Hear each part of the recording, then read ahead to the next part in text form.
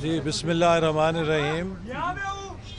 میں سب سے پہلے پاکستان انجینئرنگ کونسل کو مبارکباد پیش کرنا چاہتا ہوں کہ لاہور میں انہوں نے state of the art engineering council کا مرکز بنایا ہے، جس میں پنجاب میں تمام انجینئرز کے لیے سہولیات فراہم کی گئی ہیں تاکہ ان کو اسلام آباد نہ جانا پڑے اور تمام سروسز جو انہیں پاکستان انجینئرنگ کونسل کی درکار ہیں وہ یہاں مل سکیں۔ اسی طرح انجینئرنگ کونسل اس عمارت میں ایک انوویشن سینٹر بھی بنانا چاہتی ہے، جو کہ اس وقت ملک کی بہت بڑی ضرورت ہے، اور میں امید کرتا ہوں کہ یہ عمارت اور یہ مرکز پاکستان میں انجینئرز کے لیے ایک بہت بڑی سہولت بنے گا، جس میں نہ صرف یہ کہ ان کی پروفیشنل ضروریات پوری ہو سکیں گی، بلکہ ان کے لیے سوشل ایک گیٹ ٹوگیدر پلیس بھی بنے گی۔ میں اس عمارت کی تعمیر کے لیے جناب شہباز شریف صاحب جو بحیثیت وزیر اعلیٰ انہوں نے یہ زمین فراہم کی، ان کا بھی شکریہ ادا کرنا چاہتا ہوں۔ اسی طرح اس منصوبے کی بنیاد سابق چیئرمین جناب جاوید قریشی صاحب کے زمانے میں رکھی گئی، اور اب نجیب ہارون صاحب جو موجودہ چیئرمین ہیں ان کے دور میں یہ مکمل ہو رہا ہے۔ یہ اس بات کا ثبوت ہے کہ اچھے منصوبوں کی تکمیل کے لیے پالیسیز کے تسلسل کی ضرورت ہے، اور اگر ہر بار حکومت بدلنے کے ساتھ آپ پچھلے منصوبے بند کر دیں تو پھر ایسی شاندار عمارتیں نہیں بنتی بلکہ کھنڈر بنتے ہیں۔ تو میں تمام انجینئرنگ کونسل کی انتظامیہ عہدیداران کو مبارکباد دیتا ہوں کہ انہوں نے نہایت محنت کے ساتھ ایک معیاری عمارت بنائی ہے، اور انجینئرز پاکستان کی معیشت میں ریڑھ کی ہڈی کی حیثیت رکھتے ہیں۔ اور میں تمام انجینئرنگ برادری سے بھی اپیل کروں گا کہ اس وقت پاکستان کا مستقبل ایک دوراہے پہ کھڑا ہے۔ 8 فروری کو پوری قوم نے فیصلہ کرنا ہے، اور اس فیصلے کے نتیجے میں ہمارے مستقبل کی راہ کا تعین ہوگا۔ آج سے ٹھیک 25 سال کے بعد ہم اور ہمارا ہمسایہ، ہم دونوں ممالک اپنی آزادی کی 100 سالہ تقریبات منائیں گے۔ آج سب سے بڑا سوال یہ ہے کہ کیا 25 سال کے بعد ہم تاریخ کے سامنے سربلند ہوں گے، سرفراز ہوں گے، یا شرمسار ہوں گے؟ کیا ہم اپنے ہمسایہ ملک کے مقابلے میں بہتر کارکردگی دکھا سکیں گے، یا اس سے مزید پیچھے رہ جائیں گے؟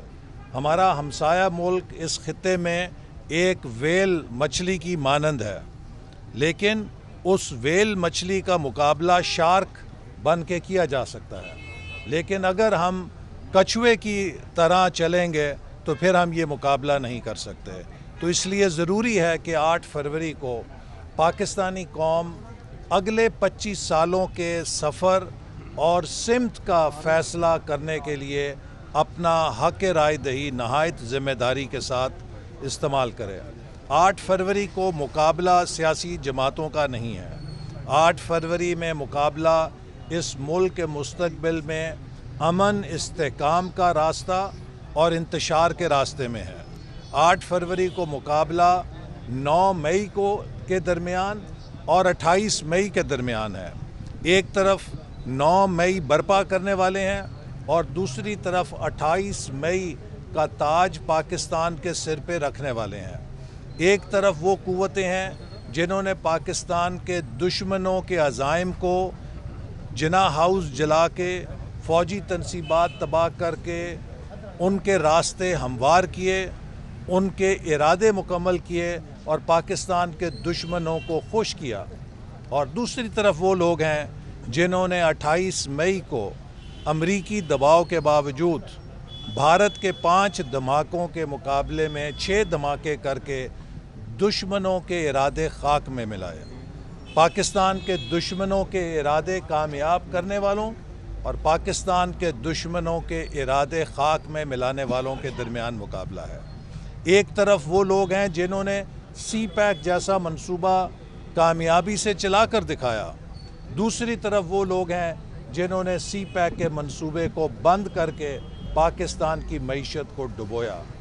اسی طرح میں سمجھتا ہوں کہ اب مقابلہ دیکھنے کے لیے، فیصلہ کرنے کے لیے انسان کو کسی بڑی تشریح کی ضرورت نہیں ہے۔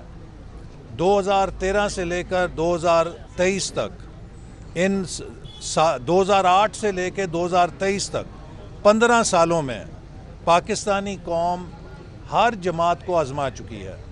2008 سے 13 5 سال پیپلز پارٹی کے، 2013 سے 18 5 سال مسلم لیگ نون کے، اور 2018 سے 22 4 سال پی ٹی آئی کے۔ ان 4 سالوں میں پی ٹی آئی کی پشت کے اوپر اسٹیبلشمنٹ کی مدد تھی، پی ٹی آئی کی پشت کے اوپر سپریم کورٹ تھی، پی ٹی آئی کی پشت کے اوپر تمام اپوزیشن جیلوں میں ڈال کے مکمل ملک میں سناٹا تھا۔ ان 4 سالوں میں میڈیا کا گلا گھونٹ کے، میڈیا کو بھی خاموش کرا کے مکمل صاف راستہ تھا۔ اس تمام سہولت کے باوجود میں سمجھتا ہوں کہ کوئی پی ٹی آئی کا رہنما 4 منصوبے نہیں گنا سکتا کہ انہوں نے اس ملک کے لیے کیا 4 منصوبے زمین پہ کھڑے کیے۔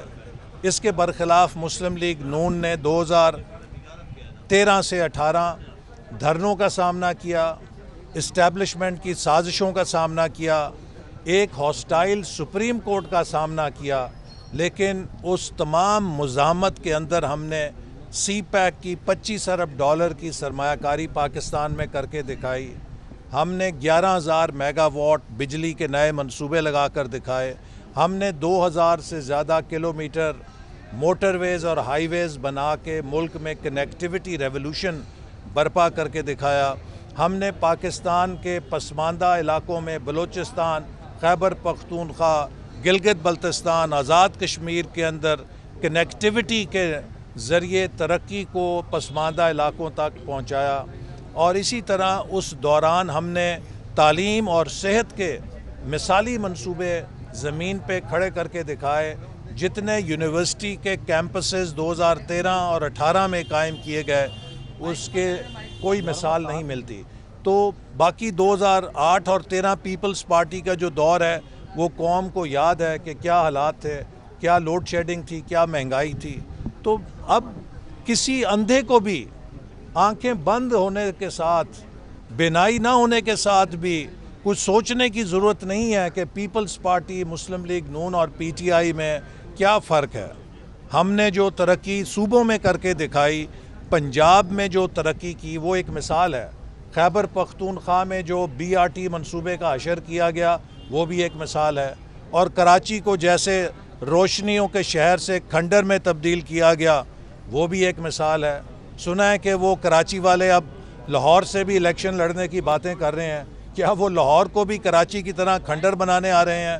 میں سمجھتا ہوں کہ پاکستان کے لوگ، پنجاب کے لوگ، سندھ کے لوگ، بلوچستان، خیبر پختونخوا، سب لوگ اب باخبر ہیں اور وہ تجربے کار ہو چکے ہیں۔ انہیں معلوم ہے کہ مسلم لیگ نون واحد جماعت ہے اور نواز شریف صاحب کی واحد قیادت ہے جو پاکستان کو ان بحرانوں سے نکال سکتی ہے۔ لہٰذا 8 فروری کو وہ انتشار، خلفشار، بدامنی اور نفرت کو مسترد کر کے پاکستان میں ترقی کے راستے کے لیے، مسلم لیگ نون کو امن اور استحکام کے راستے کے لیے اور معاشی بحالی کے تسلسل کے لیے مسلم لیگ نون کو کامیاب کریں۔ اقبال صاحب مجھے بتائیے گا، آپ لیول پلینگ فیلڈ، ایک الزامات آ رہے ہیں کہ جس طرح آپ نے کہا کہ 2018 میں سہولیات دی گئیں، اسی طرح آج نون لیگ جو ہے ان کے اوپر ان کا پی ٹی آئی کا یہ کہنا ہے کہ ان کو سہولیات فراہم کی جا رہی ہیں۔ کیا آپ سمجھتے ہیں اعتراضات ایک دوسرے پہ لگانے کی بجائے میدان میں مقابلہ کرنا چاہیے؟ بالکل میدان میں مقابلہ کرنا چاہیے، لیکن میں پھر دہراؤں گا کہ جو لوگ 9 مئی کے گھنونے جرم میں ملوث ہیں وہ لیول پلینگ فیلڈ کے نام پہ 9 مئی کا دھبا نہیں دھو سکتے۔ 9 مئی کو پاکستان کی سلامتی پر حملہ کیا گیا ہے، 9 مئی کو پاکستان کے شہیدوں پر حملہ کیا گیا ہے، 9 مئی کو پاکستان کے بانی حضرت قائد اعظم کی نشان